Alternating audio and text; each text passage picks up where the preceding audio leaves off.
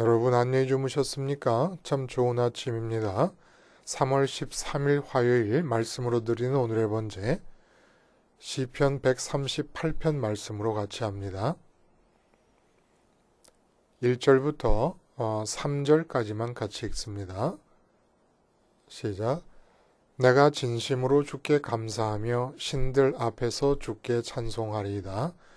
내가 주의 성전을 향하여 예배하며 주의 인자하심과 성실하심으로 말미암아 주의 이름에 감사하오리니 이는 주께서 주의 말씀을 주의 모든 이름보다 높게 하셨음이라. 내가 간구하는 날에 주께서 응답하시고 내 영혼에 힘을 주어 나를 강하게 하셨나이다. 네, 오늘 우리가 함께 읽은 말씀 중심으로 하나님의 공과 사 구분 허물기라는 제목의 하나님 말씀 증거합니다. 하나님의 공과 사 구분 허물기. 지금 일본의 아베 수상이 일본 내에서 그 인기가 승승장구하다가 얼마 전에 사립학교 부지 매입과 관계돼서 그 매입에 개입해서 이제 그 사립학교 측에 유리하게 영향력을 행사했다라고 한 것 때문에 한번 소동이 났었어요. 그래서 이제 그 인기가 좀 하다가 북풍몰이를 했습니다.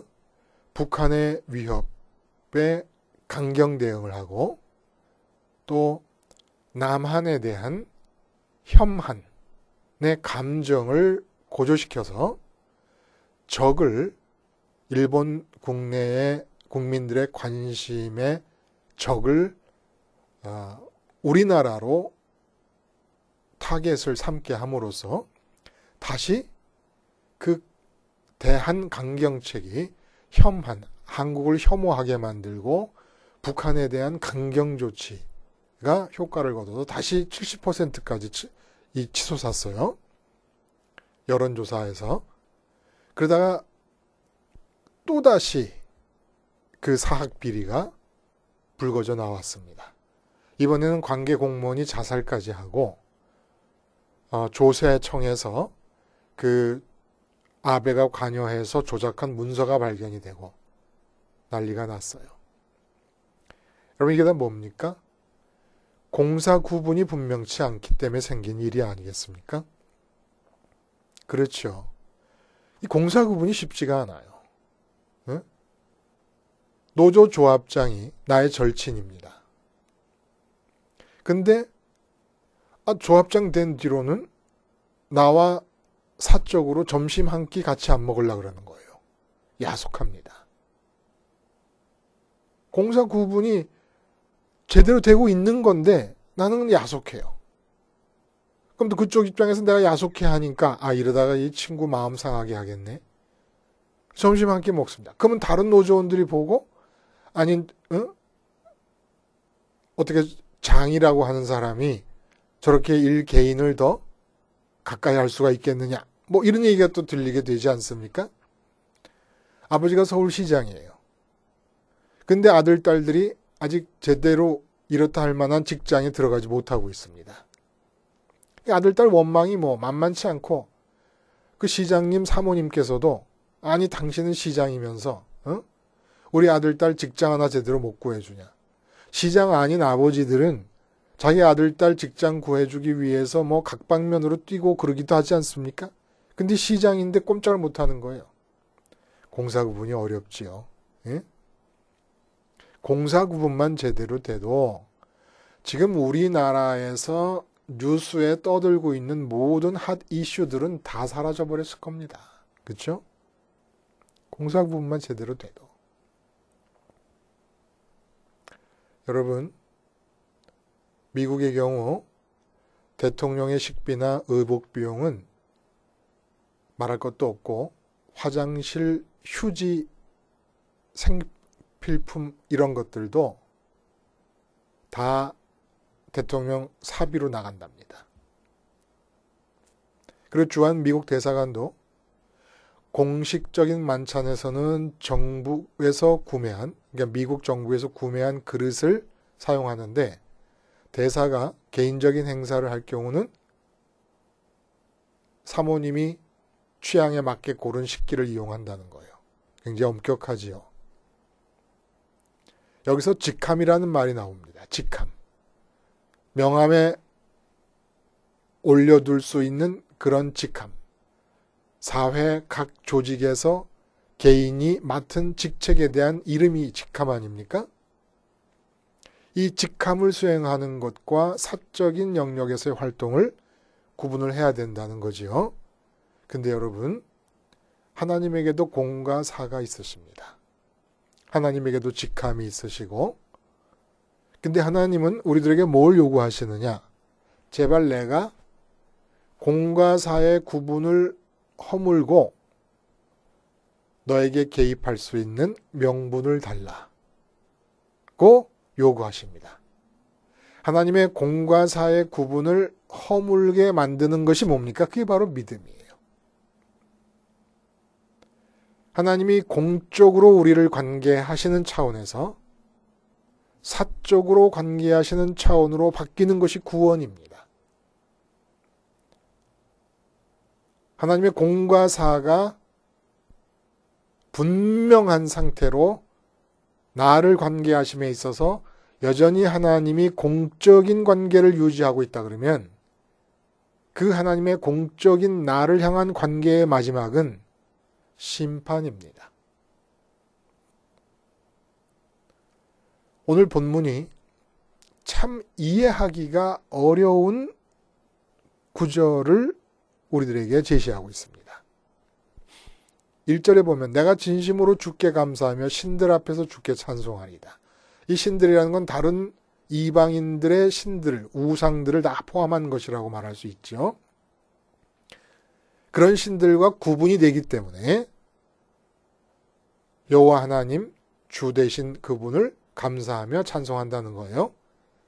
2절에 보면 2절에 이제 그 재밌는 말씀이 나오는데 내가 주의 성전을 향하여 예배하며 주의 인자하심과 성실하심으로 말미암아 주의 이름에 감사하오리니 여기까지는 우리가 이해할 수 있어요. 주의 성전을 향하여 예배할 때 주의 성전은 뭡니까? 하나님의 이름을 두신 곳이에요. 그러니까 하나님의 이름에 감사한다라는 말도 이해가 가요. 근데 그 다음 구절 때문에 학자들 간에 옥신각신 말이 많습니다. 주께서 주의 말씀을 주의 모든 이름보다 높게 하셨습니다. 무슨 말입니까? 주의 말씀이 주의 이름보다 더 우월한 위치에 놓이게 하셨다 이런 뜻이에요.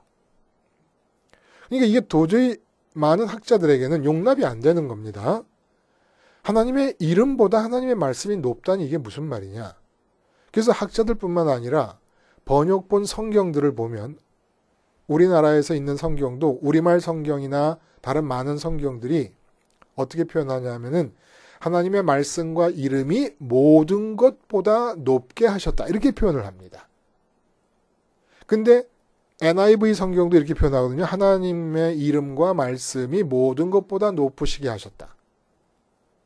근데 킹 제임스 버전은 그걸 그대로 받아들입니다. 오늘 우리 개역 성경과 똑같은 거예요. 개역 개정과 뭐라 그래요? 하나님의 말씀보다 주의 말씀을 주의 모든 이름보다 높게 하셨습니다. 이거 아주 재밌는 말씀이에요. 예? 이게 무슨 말이겠습니까, 여러분? 이거 그렇게 바꾸면 안 돼요. 주의 말씀과 주의 이름을 모든 것보다 높게 하셨다 이렇게 바꾸면 안 되죠. 주의 말씀을 주의 모든 이름보다 높게 하셨다라는 뜻입니다. 앞에서 성전을 향하여 예배하면서 주의 이름에 감사한다라고 할 때 그 주의 이름은 인격적으로 다윗이 하나님과 관계할 수 있게 된 그 주, 그 하나님의 이름을 말하는 겁니다. 근데 그 다음에 나오는 이 문제가 되는 이 해석의 문제가 되는 이 이름이라고 하는 것은 말씀이 모든 이름보다 높게 하셨다라고 할 때 이 이름은 하나님의 직함을 말씀하는 겁니다. 하나님의 직함이 뭐예요? 천지를 창조하셨다. 천지의 창조주. 이 직함입니다. 하나님의 여러 속성을 나타내는 이름들을 말하는 거예요. 그 다음에 역사의 주인이신 만군의 하나님, 생사화복의 주관자 되시는 하나님, 전능하신 하나님, 전지하신 하나님, 무소부재하신 하나님, 사랑과 공의의 하나님 등등. 그래서 직함입니다. 근데 주의 말씀을 이 주의 이름보다 높이셨다라고 하는 얘기는 그건 무슨 얘기입니까? 하나님의 직함에 따른 하나님의 공적인 활동이 있으시다는 거예요. 근데 주의 말씀이라는 것은 사무엘하 7장에서 오늘 다윗의 시예요. 하나님께서 다윗에게 언약을 해주십니다. 그걸 다윗의 언약이라 그래요. 너의 혈통에서 너를 잇는 계승자가 나타날 것이고 기름 부음 받은 자가 나타날 것이다. 그리고 그 사람이 잘못했을 경우에는 너의 자손이 잘못했을 경우에는 사울처럼 버리지 않고 인생의 채찍과 훈련을 통해서 올바른 길로 접어들도록 내가 잘 인도하겠다. 이 다윗의 언약이 있습니다. 이 다윗의 언약을 주의 말씀이라 그런 거예요. 근데 그 주의 말씀을 다윗 개인에게 주신 주의 말씀을 하나님의 직함들인 하나님의 속성을 나타내는 이름들보다 더 높이셨다는 얘기입니다. 무슨 얘기냐? 이렇게 여호와 하나님의 이름에 따라다니는 모든 속성을 고려할 때 단지 수없이 많은 피조물 가운데 하나인 다윗 개인의 입장이나 처지 따위는 조금 잊으시거나 소홀히 하실 수도 있겠다 싶어요. 그렇지 않습니까? 천지를 창조하신 분이시고 들판에 핀 백합화 하나에도 다 섭리가 지금 작용 중이고 뜨는 해, 지는 달 모두 하나님께서 지금 활동하고 계시고 바닷물 속에 있는 송사리 한 마리 한 마리까지 다 하나님께서 관여하고 계시다 보니까 그 수많은 피조물들을 관여하시는 창조주 하나님께서 다윗 한 사람에게 설사 그런 약속을 하셨다 하더라도 조금 다윗의 문제에 대해서 잊으실 수도 있고 소홀히 하실 수도 있지 않겠습니까? 그런다고 하신다 한들 무슨 원망이 있을 수가 있겠습니까? 천지의 창조주시고 역사의 주관자이시고 생사화복의 주관자이시로서 공적인 일들을 수행하심에 있어서 얼마나 바쁘실 텐데 수십억, 수조, 수백조, 수천조가 될지도 모르는 이 피조물 하나하나를 다 다스리신 하나님께서 나 한 사람에 대한 관계에서 어느 정도로 깊이 있게 관여하실 수 있겠습니까? 근데 다윗이 느끼는 거예요. 하나님에게 붙은 공적인 직함들, 그런 직함에 따른 활동들 중에 하나님이 어느 하나 게을리 하실 분이 아니신데 근데 그렇게 공적으로 바쁘실 하나님께서 어떻게 이렇게 무한히 많은 피조물 가운데 하나에 불과한 다윗 개인에게 해주신 말씀이 있다 해서 그 말씀들을 하나도 빼지 않으시고 다 이루어 주실 수가 있느냐 이런 얘기입니다. 천지의 창조주시고 이 세상 모든 나라와 그 나라들의 모든 백성들 개개인의 역사를 주관하시는 하나님이 마치 이 모든 창조주로서나 역사의 주관자로서의 공적인 일보다는 다윗 한 사람의 개인적인 일을 더 먼저 챙기는 것 같이 보인다 이겁니다. 이런 거예요. 아버지가 대통령이에요. 이제 우리나라에 역사적인 사건이 벌어지게 돼 있지 않습니까? 4월 달에 남북 정상회담이 열리게 돼 있어요.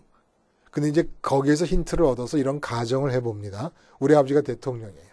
그래서 내일은 역사적이고 전 세계가 지금 주목하고 있는 남북 정상회담을 하게끔 되어 있습니다. 근데 오늘 분가해서 따로 살고 있는 대통령 아들이 감기 몸살이 심하게 걸렸어요. 그 대통령 영부인께서 아들에게 전화를 걸었다가 아들이 심하게 감기 몸살이 걸렸다 그러니까 그 다음날 아침 남북 정상회담이 11시에 열리게 되는데 8시 반에 아버지 대통령이 득달같이 아들 집에 왔습니다. 그래서 10시 반까지 죽 먹이는 거 보고 죽 먹는 거 보고 뭐하고 하는데 열이 안 내려요, 아들이. 밖에서는 참모들이 다 기다리고 있습니다. 빨리 회담장으로 가야 돼요.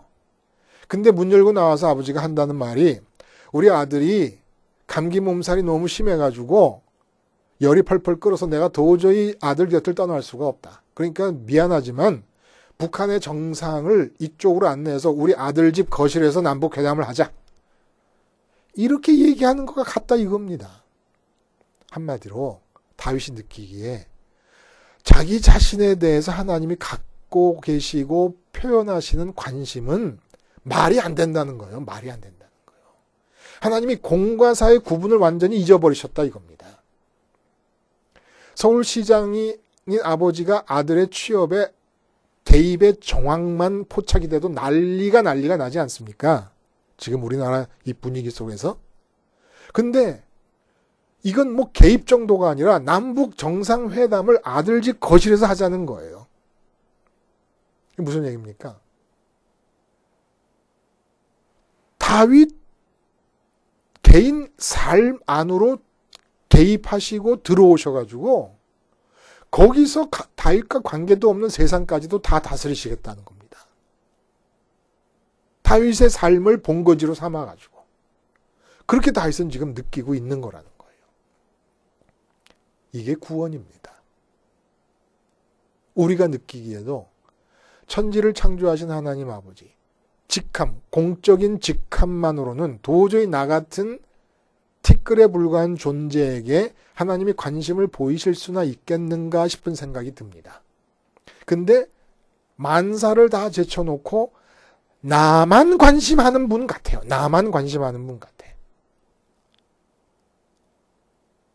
내가 민망할 정도로 제발 좀 그만하셨으면 좋겠다 싶은 마음이 들 정도로 이렇게 공과 사가 구분이 안 되실 수가 있나 싶을 정도로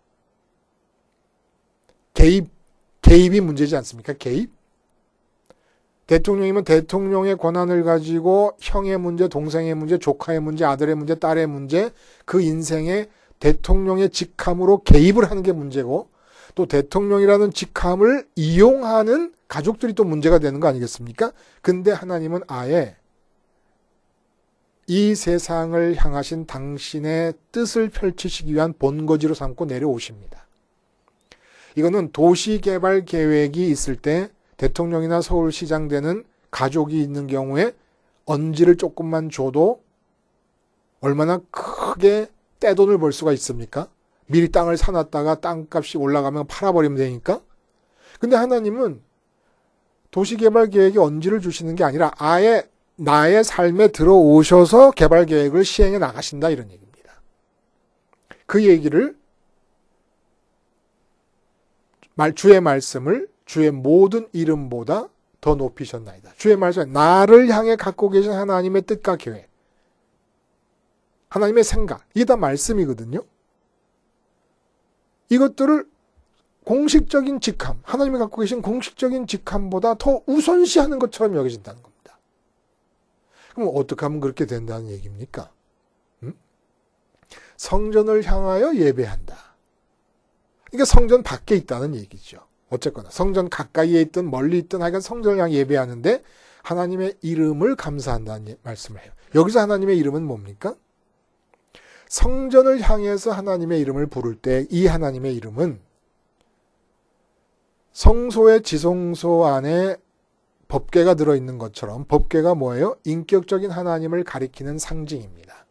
말씀의 돌판이 있으니까 말씀하신다, 생각하신다, 판단하신다, 계획하신다, 뜻하신다라는 걸 뜻하는 게 바로 이 모든 걸 뜻하는 게 말씀하시는 거 아닙니까?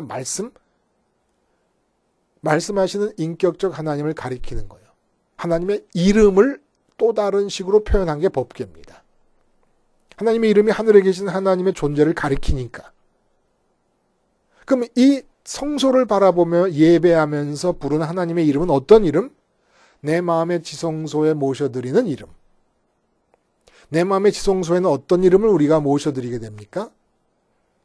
궁극적인 만족과 기쁨을 줄 수 있다고 믿어지는 대상의 이름을 마음의 지성소에 담게 됩니다. 그건 무슨 얘기입니까? 하나님을 궁극적인 내 만족과 기쁨의 유일한 대상이라고 믿을 때 하나님은 공사의 구분을 허무시고 내 안으로 들어오시고 개입하신다는 얘기입니다. 궁극적인 기쁨과 만족의 유일한 대상이 하나님이라고 생각할 때, 그래서 우리 어제도 그런 얘기 했어요.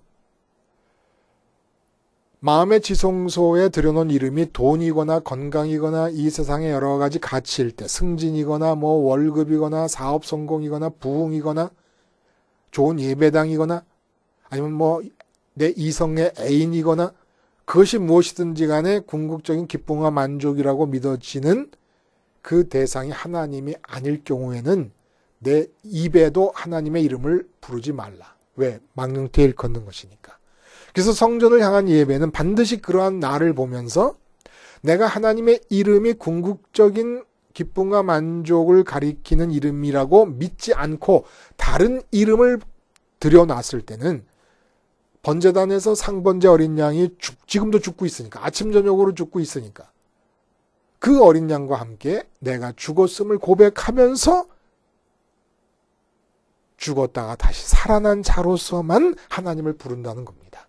이렇게 하나님을 부르기만 하면 하나님이 공과 사의 구분을 허물어 버리시고 내 삶에 개입을 해 들어오신다는 거예요. 대통령이 자기 아들의 문제에 개입하듯이, 시장이 자기 딸의 문제에 개입하듯이 그렇게 개입해 들어오신다는 겁니다. 공과사 구분이 없어진다는 거예요. 그래서 4절에 보면 이런 얘기를 해요. 여호와여 세상의 모든 왕들이 주께 감사할 것은 그들이 주의 입의 말씀을 들음이오며. 이게 무슨 뜻일까요? 세상의 모든 왕들이 주께 감사할 것은 주의 말씀을 들을 수 있기 때문이다. 세상의 모든 사람들이 왕이 되기를 바라는 것은 자기 생각이 곧 법이고 진리니까. 그러니까 왕의 자리는 이 세상에 있는 그 누구겠지. 적어도 자기 통치 영역 안에 있어서는 누구에게도 누구의 말을 들을 필요가 없는 자리입니다. 자기 마음대로 하면 되는 거예요.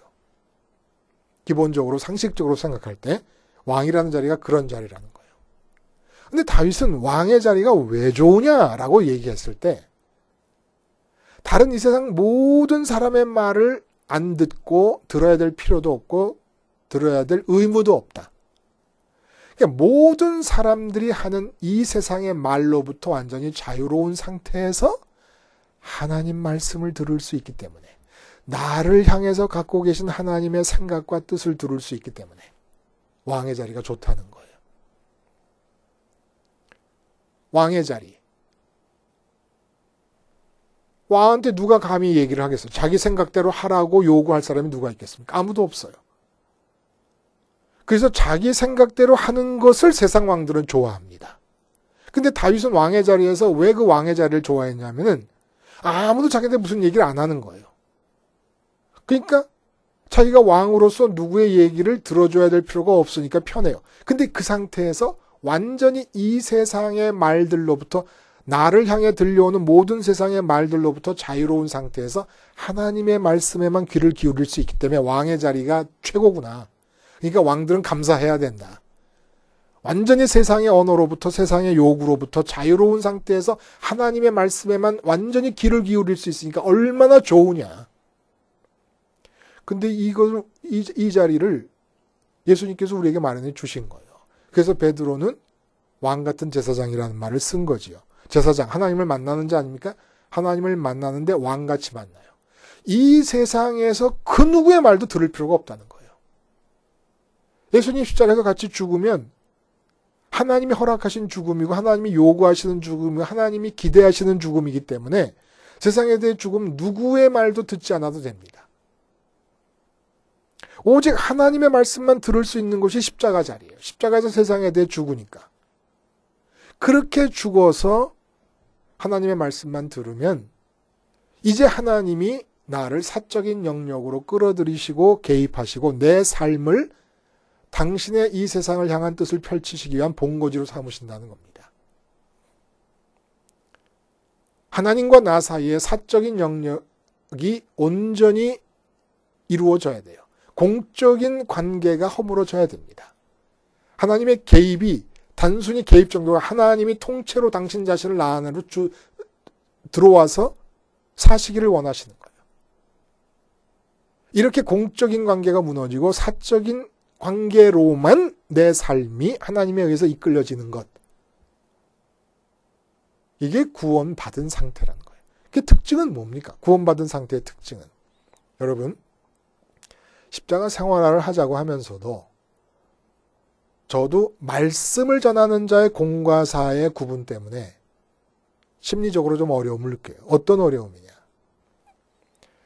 십자가 생활화를 하면 분명히 하나님께서 당신 자신을 내 마음의 공백안으로 허락하십니다. 궁극적인 만족과 기쁨이 생깁니다. 그러면 나타나는 특징이 이 세상에 대한 바람이 없어집니다. 그러니까 쉽게 말하면 이런 거예요. 삼위일체 하나님만이 연합되어 있었어요. 그렇죠? 성령님을 통하여 일체로 연합되어 계십니다. 교제 가운데 계세요. 근데 예수님의 십자가를 나의 십자가로 받아들이면서 이 삼위일체 하나님의 사적인 모임에 내가 참여할 수 있도록 허락하시는 겁니다. 이렇게 하나님의 삼위일체 하나님의 교제인 사적인 연합체에 내가 참여하게 될 때 나타나는 특징은 이 땅에서 갖고 싶고 이루고 싶은 게 아무것도 없어집니다. 그래서 십자가 복음을 생활화하자고 말씀을 전하면서 제가 겪는 심리적인 공과 사의 갈등은 십자가 복음을 아무리 전하고 아무리 받아들여서 십자가를 생활화해도 이 세상 형편이 세상 기준으로 좋게 형통하게 성공하는 것만으로 발전하고 변하는 게 아니라는 거예요. 지금의 상황이 죽을 때까지 안 변할 수도 있습니다. 근데 사적인 영역 안으로 하나님의 공적인 영역을 벗어나 사적인 영역으로 들어가게 되면 이 세상에 대한 바람이 없어져요. 왜냐? 십자가 자체가, 예수님의 십자가 자체가 내 인생에서 내가 이룰 수 있는 최대, 최고, 최선의 성과라는 걸 알게 됩니다. 더 이상의 성과가 없어요. 십자가에서 이 세상에 대해서 죽는 자리만큼 내가 높아질 수 있고 위대해질 수 있고 성공적일 수 있는 자리가 없습니다. 이 세상에 태어난 사람이 최고의 성공은 뭐냐? 십자가에서 세상에 대해 죽는 자리에 있으면서 세상을 살아가는 거예요. 그 이상의 자리는 없어요. 십자가에서 죽은 자가 대통령이 됐다. 그 사람에게 대통령이 된 것은 아무것도 아닌 겁니다. 단지 하나님의 뜻을 이루기 위해 하나님이 이루어 가시는 계획일 뿐이지 대통령이 됐다는 것이 성공했다는 게 아니에요. 재벌 총수가 됐다. 이거는 성공도 아니고 아무것도 아니라는 거예요. 천지를 지으신 하나님께서 천지와 바꾸실 수 없는 당신의 외아들 예수님을 십자가에 거셨는데 나 때문이라는 거예요. 나 때문에. 그 십자가 사건 자체가 말씀이에요. 말씀. 나 때문에 아들을 십자가에서 죽이셨다는 겁니다. 이 말씀에 모든 하나님의 공적인 직함이 다 뒤로 물러나는 겁니다. 하나님이 나를 사적으로 끌어들이시면서 당신 자신을 주시기 위하여 아들을 십자가에 죽이시면서 그 아들의 죽음과 연합하는 모든 자들을 당신의 아들, 딸로 삼는 사적인 영역으로 끌어들이시기 위해서 창조주요 사랑과 공의의 하나님이시여 전지전 이런 모든 직함을 다 뒤로 미루고 나를 끌어안으시는 겁니다. 더 이상의 성취라는 건 존재할 수가 없다는 거예요. 우리에게 있어서.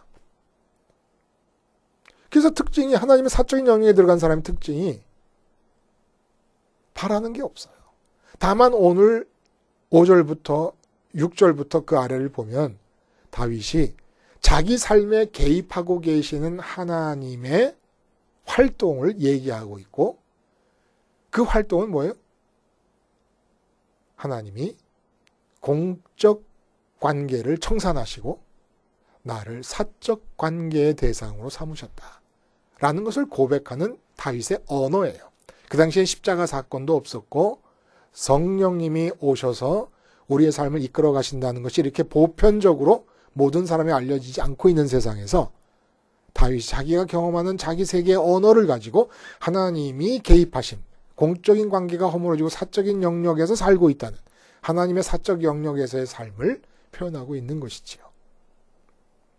하나님은 공과 사의 구분이 허물어질 수 있는 명분을 기다리십니다. 그 명분이 뭐예요? 십자가를 바라보면서 세상에 대해 죽는 거예요. 세상에는 나의 만족과 기쁨, 궁극적 만족과 기쁨의 대상이 존재하지 않는다는 것을 십자가에서 주님과 함께 세상에 대해 죽음으로써 인정해 드리는 겁니다. 그리고 부활과 승천하신 주님의 방향으로 내 마음을 돌려서 하나님만이 나의 궁극적인 기쁨과 만족되심을 고백하면 하나님이 나를 사적으로 관계하십니다. 기도하시겠습니다. 하나님 아버지, 십자가 생활화를 통하여 나를 관계하시는 하나님에게 공과 사 구분을 허무실 수 있는 명분을 드릴 수 있게 해 주시옵소서. 예수님의 이름으로 기도드리옵나이다. 아멘.